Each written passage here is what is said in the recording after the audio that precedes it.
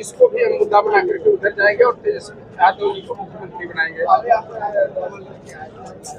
देखिए, बदलते हुए परिवेश में परिस्थितियां जो नजर आती है उसके मुताबिक हम चलेंगे।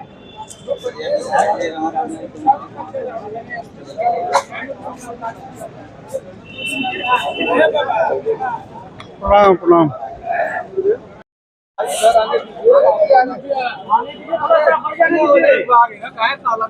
आप सबको एक साथ शुभकामना, ढेर सारी बधाई। आपको भी सबके बराबर। आप लोगों के चैनल के माध्यम से देखिए, हम लोगों के पास समय है। अभी स्पष्ट शब्दों से मैं बताता हूं कि महागठबंधन में जितने हमारे घटक दल हैं सब मिलजुल करके काम कर रहे हैं, कहीं दिक्कत कोई नहीं है।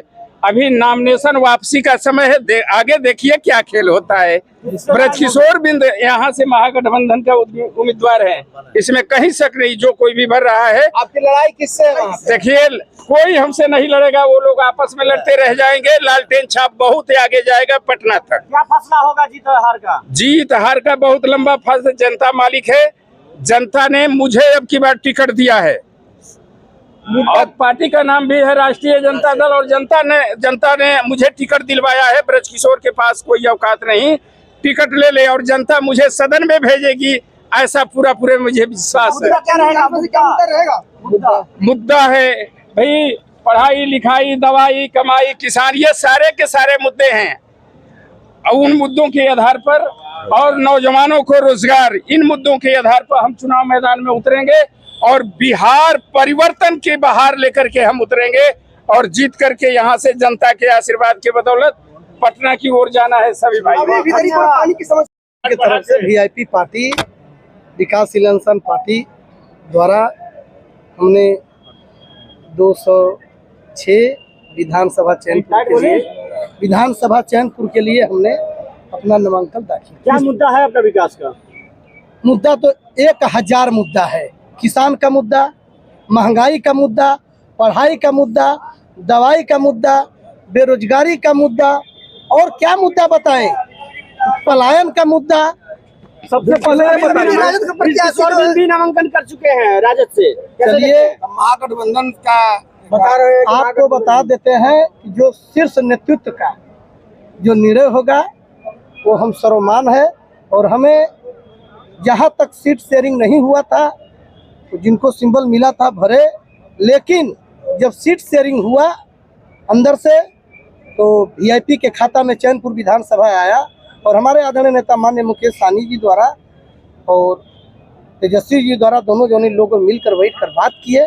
और मैं अपने घर में था, झुग्गी झोपड़ी में था, तो आदरणीय नेता माननीय मुकेश सहनी जी ने हमें फ़ोन किए और उन्होंने पार्टी के कार्यकर्ता द्वारा हमें जो सिंबल भेजे और बोले कि बाल गोविंद आप चैनपुर के जमीनी कार्यकर्ता हैं और लड़िए। और यहाँ महागठबंधन के तमाम नौजवान साथी जमीनी कार्यकर्ता के लिए तलाश कर रहे थे। ब्रजकिशोर बिंद से नामिनेशन करने के बाद पूछा गया तो बोले कि कोई असर नहीं पड़ेगा चुनाव लड़ने का। सुधाकर मेरे बड़े भाई हैं। जब उपचुनाव हुआ था तो जितने भी यहाँ के प्रत्याशी हैं आज महागठबंधन के, कोई नहीं सुधाकर भाई का मदद करने गया था। अजीत भाई का यह बाल गोविंद बिंद 3 महीना मैंने जाकर लूह के गर्मी में मैंने अजीत भाई का मदद किए थे। ब्रजकिशोर बिंद ने कहा कि आपके चुनाव लड़ने कोई फर्क नहीं पड़ेगा चैनपुर में। देखिए, उस शीर्ष नेतृत्व का निर्णय है, शीर्ष नेतृत्व का निर्णय है और लास्ट में जो जिसको सिंबल मिलता है वही मान्य होता है। ब्रजकिशोर बिंद ने कहा कि आपके चुनाव लड़ने से कोई फर्क नहीं पड़ेगा, चुनाव हम जीत जा रहे हैं।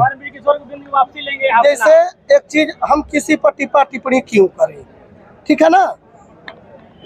हर लोगों में और मेरे लोगों में अंतर बता दीजिएगा। मैं यहाँ पहली बार चुनाव लड़ने जा रहा हूँ और कितने लोग कितने मत से चुनाव हारे हुए हैं, यहाँ की जनता जवाब देगी। जनता विधानसभा से किससे लड़ाई मानते हैं आप? हाँ, किससे लड़ाई मानते हैं? टक्कर किसको देंगे? किसी का टक्कर नहीं है कि कहाँ करेंगे टक्कर है। हम थोड़ी चुनाव लड़ रहे हैं, वहाँ का किसान चुनाव लड़ रहे हैं, वहाँ का बेरोजगार चुनाव लड़ रहे हैं, वहाँ का छात्र चुनाव लड़ रहा है, वहाँ का मजदूर चुनाव लड़ रहे हैं। माना जाए कि आपका नॉमिनेशन वापस नहीं होगा, आप लड़ेंगे मजबूती से। जो मैंने बोला ना कि शीर्ष नेतृत्व का जो निर्णय, महागठबंधन के दोनों प्रत्याशी मैदान में है ना, किसी का ही होगा ना, जो होगा शीर्ष नेतृत्व का निर्णय होगा। और हम भी भरे हैं तो हम भी किसी पार्टी के प्रदेश अध्यक्ष हैं, हमारी भी महागठबंधन में एक अहम भूमिका है।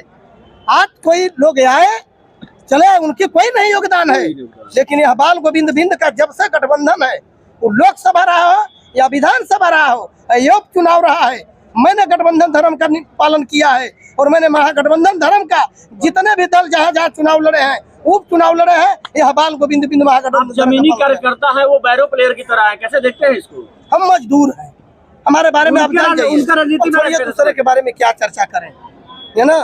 एक चीज याद कर लीजिएगा, फूटी हुई थाली में ढेर खनखनाहट आवाज आती है। हम जमीनी कच करता है, हम मजदूर के बेटा है। हमारे घर में जब मजदूरी होता है तो 2 वक्त का चूल्हा चढ़ता है।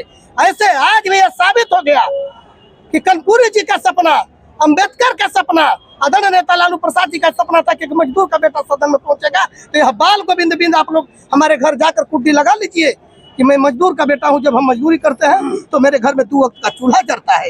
ऐसे बेटा को उन्होंने कैसे, हमारी मालिक जनता है। धन्यवाद।